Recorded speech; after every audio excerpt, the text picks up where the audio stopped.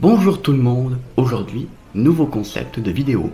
Après avoir parlé de multiples compositeurs, vous inquiétez pas, on n'en a pas terminé avec eux, j'avais quand même envie de vous présenter quelques artistes du troisième art, les peintres. Dans cette nouvelle série, on parlera de tous les genres de peinture possibles à travers des artistes de talent. Et pour commencer en grande pompe, le premier épisode sera consacré à l'œuvre et à la vie du plus que célèbre Pablo Picasso. Picasso est né le 25 octobre 1881.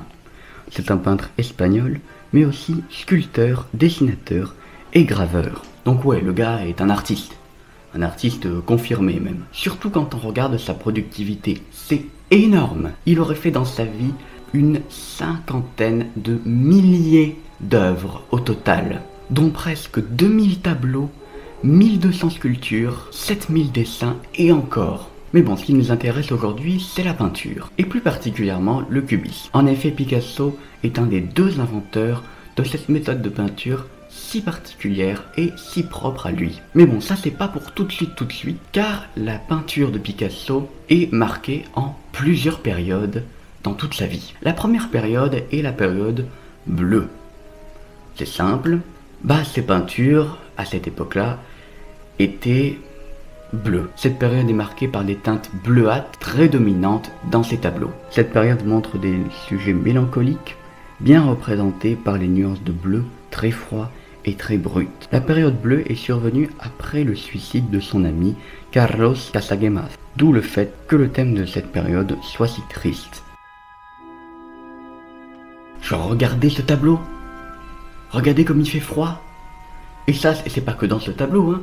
Dans tous les autres de la période bleue, il y a cette impression de froid glacial qui est très bien ressentie, hein. Sa deuxième période est la période dite rose.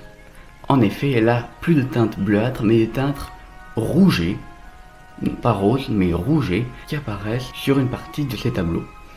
Sauf que là, c'est beaucoup plus nuancé et beaucoup plus subtil. Donc voilà, le sujet de cette période, le thème, ça va quoi. La période rose est beaucoup plus variée dans les thèmes et dans les couleurs.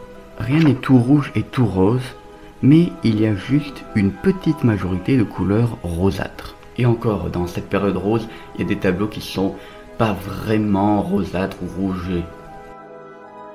Sa troisième période marquera le début de ses grands succès, le cubisme. Alors on connaît un peu tous le mot cubisme, mais qu'est-ce que c'est en fait, précisément? Le cubisme, c'est en gros représenter des objets sous plusieurs angles de vue, à travers une forme plutôt abstraite. Et ça, Picasso l'a entre autres inventé, notamment dans le très célèbre tableau Les Demoiselles d'Avignon, qui est considéré comme le premier tableau cubiste.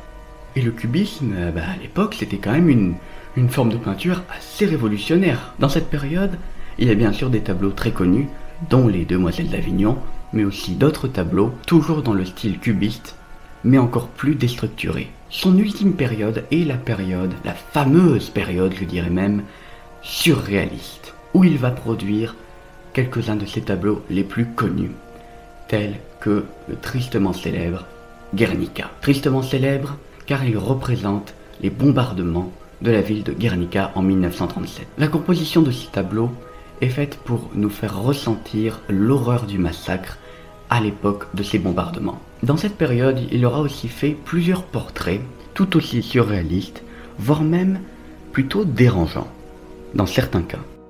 Et c'est à peu près ce genre de tableau qu'on retient de Picasso.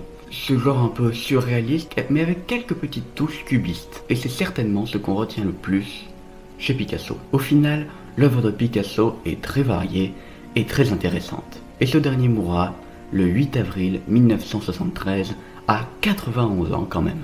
Alors qu'est-ce qu'on retiendra de lui finalement, de Picasso? Tout le monde adore Picasso. Tout le monde le connaît au moins, et ou tout le monde l'apprécie un minimum.